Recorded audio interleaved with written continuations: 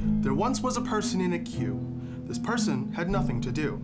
They remembered this rhyme, and to pass the time, they came here. This person is you.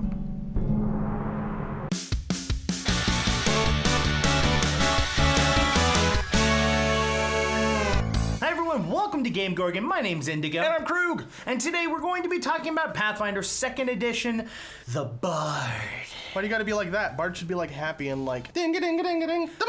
We're talking about the Bard. I was trying to be non-stereotypical Bard. Maybe there's a metal Bard when they play the lute instead of like bung da da dun da da dun da dun. It goes like this? Yes, exactly, just like that. Honestly, if you have that character written up, send it to us, please. Our new Pathfinder 2nd Edition show that we are starting on August 28th. Is that correct? Yes. Court of Corvids. I am GMing it. Krug is playing in it. We have Jonas and William from Hijinks and Handlebars who will also be playing it. And Molly is also going to be joining us, who is from our Outbreak Undead game, Nuclear Winter. We're going to be starting the 28th, like I've said. I'm saying this multiple times so that it's permanently ingrained in your brain. We're going to be live streaming it, and then you will be able to catch the VOD right here on YouTube. Woo! Okay, enough shameless plugging. Now we're gonna talk about the Bard. You're gonna get all these proficiencies. Since last time we did this, there wasn't enough time for me to leave these things on the screen. I'm extending this period of time with this sentence. And some awkward silence at the end, probably. After your proficiencies, the first thing that you're going to be looking into is your spell casting. Bards can cast spells from the Occult spell school. There's going to be a spell video way down the line. There's been conversation about having you and I read every single spell from the book. Who made that conversation a thing? It started as a joke, and then people were like, "Yeah, let's make them do that." In the comments of YouTube? On Discord. Oh, that actually might be fun. Oh, if God. like people came and were like talking about each spell, that would be actually. I'm kind of on that team. All right. Well, you get to hear me butcher things while I read. More comments in the Twitch channel as everyone's like, "No, it's pronounced like this." Mutinogen.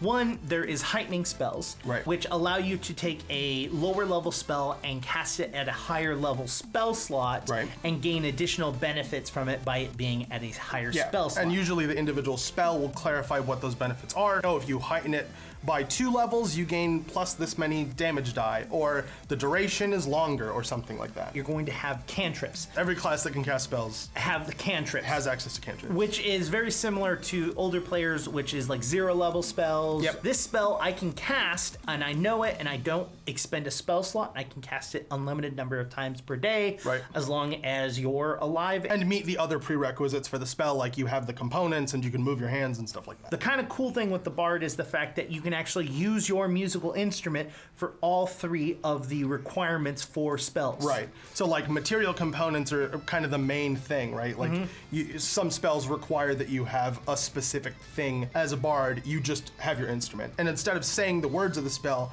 you're playing your instrument. And instead of moving around, you're playing your instrument. Now, the one requirement is that your musical instrument, it must take up 1 hand. Right. You could still use something that requires 2 hands. Like the feature doesn't make it so that every instrument you use requires 1 hand. So if you want to carry around like a concert harp, you're not gonna just be like, oh yeah, I can carry and play this with 1 hand somehow. That's not how that works. Those things are enormous and heavy. They are pulling from a repertoire, a list of spells in which they know how to cast. Right. You can't just choose a 1st level spell and go, oh, I'm heightening it right now, I'm gonna put it at a 2nd level. Right. You actually have to know that same spell in your repertoire at that higher level. Right. You have to relearn and occupy another known spell in your list, the spell at the higher level, which is like rough. That removes a lot of versatility. So you have to be really, really careful when you're picking your spells to make sure that you have the versatility to heighten things when you need to, because that is a very useful mechanic, but that you're not giving yourself so much versatility with heightening that you're completely removing the versatility of having multiple spells in your spell list. That's a lot of like forethought required in that planning phase. Yeah, like some other spell casting class, each day when you start the day, you have to say, okay, well, this first level slot, I'm choosing this. This second level slot, I'm choosing this. With the Bard, you don't have to do that. You just have to know it in your repertoire. You cast whatever you want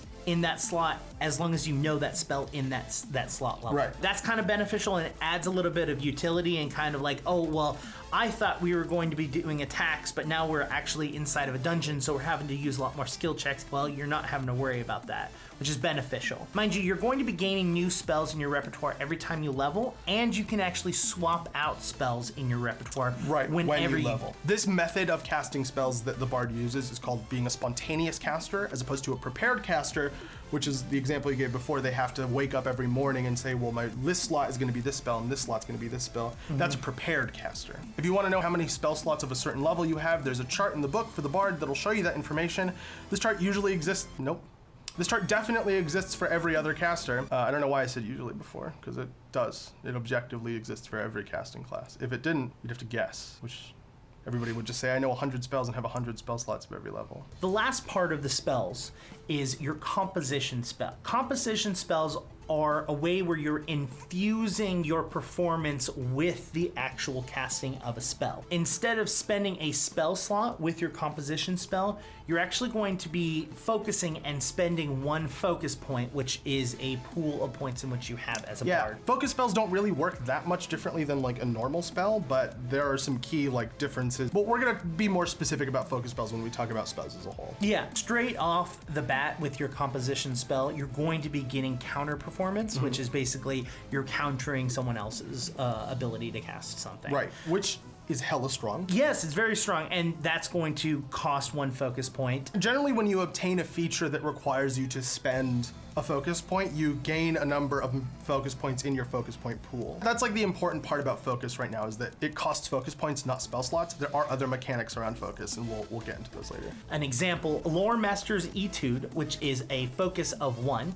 You call upon your muse's deep mysteries, granting the target a greater ability to think and recall information. Roll the triggering recall knowledge skill check twice and use the better result. AKA you get advantage on a skill check. Right. Hey, pretty sure you really know that one. And I'm like, I do know that one. There's nothing non-spell powerful about this. Don't discount focus spells. That is the last of the spell aspect of it. There'll be things that are going to affect how spells work, right? But that's just basically the core of how spellcasting works as a bard. Yes. Now we get to talk about the actual bardic features, which is the flavorful and fun and like cheeky part of this class. First thing you're going to be doing is choosing a muse. The 3 muses are Enigma, Maestro, and Polymath, and they grant you the following features. If you choose Enigma, you gain the Bardic Lore feat and add True Strike to your spell repertoire. If you choose Maestro, you gain the Lingering Composition feat and add Soothe to your spell repertoire.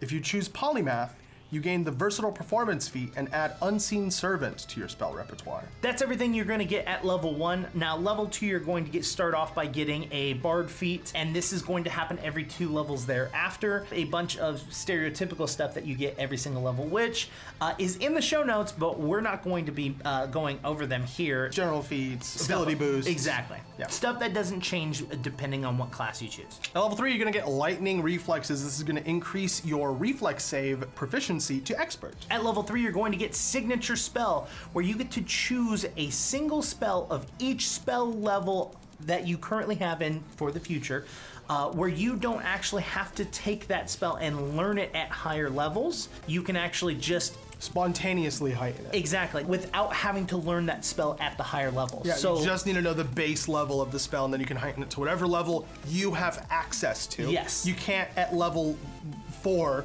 heighten a level 1 spell to 9th level. Yeah. That's not how this works. At 7th level, you're going to get Expert Spellcaster. This is going to make your proficiency with Occult spell attacks and Occult spell DCs expert. Did I say the word proficiency in there? Somewhere. Cool. Proficiency expert. At level 9, you're going to get Great Fortitude, which is going to increase your proficiency with Fortitude saves up to expert. At 9th level, you're gonna get Resolve. This is gonna increase your proficiency with will saves to master. It's also going to make it so that whenever you roll a success with a will save, you get a critical success instead, which is sick because those are mind controlling effects. Yeah. At level 11, you're going to get Bard Weapon Expert, which is going to increase your weapon expertise to Expert for all of the weapons in which you already are trained in. Yeah, because of the Bard. On top of that, if you have a composition active, you're actually going to be able to use the critical specializations for all of the weapons that you're proficient with, which is a lot. I also really like how this is kind of harkening back to the way the Barbarians weapon specialization works. You get access to the things while you rage.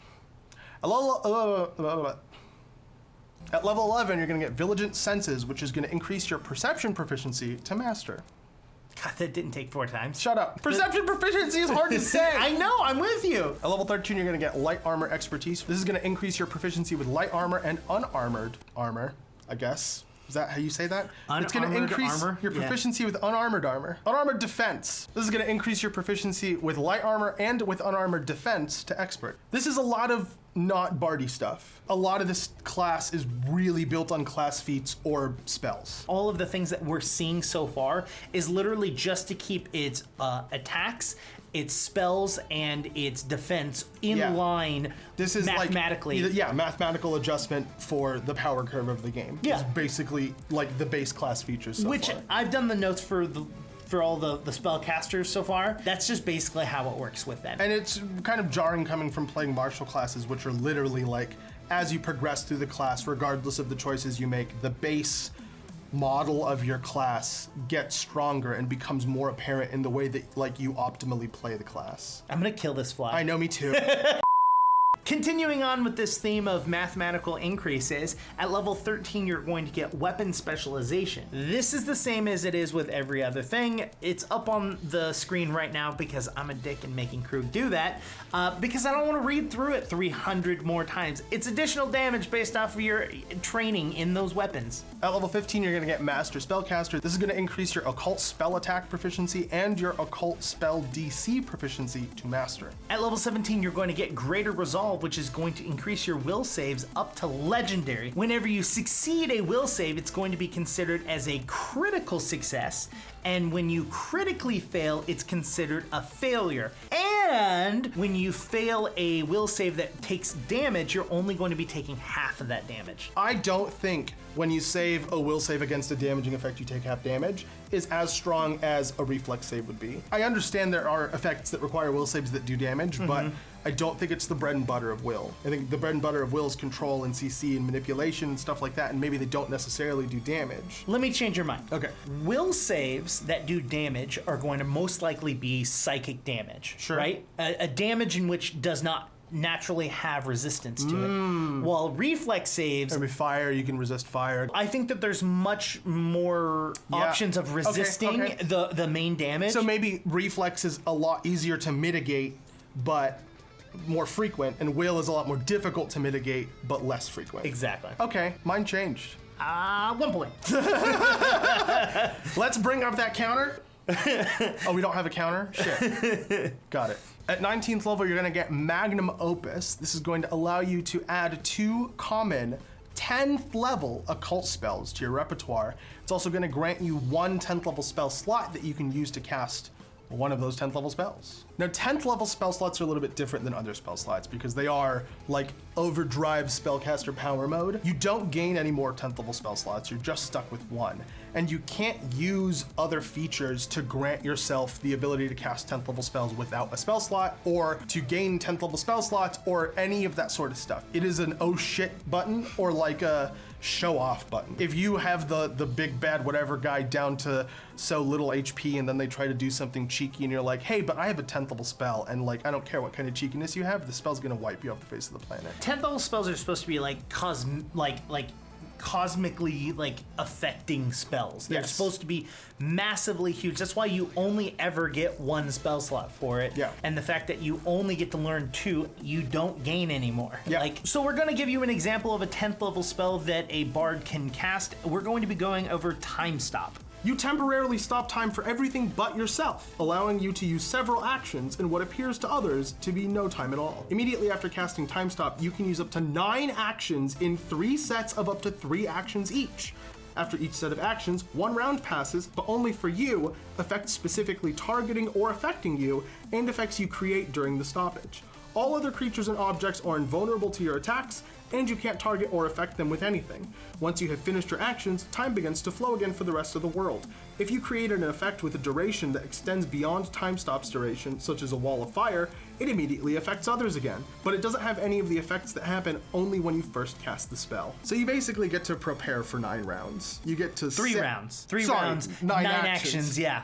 That's incredibly useful. You can't just be like, okay, I'm casting 2, then 2, then 2, then 2, and you're like, no.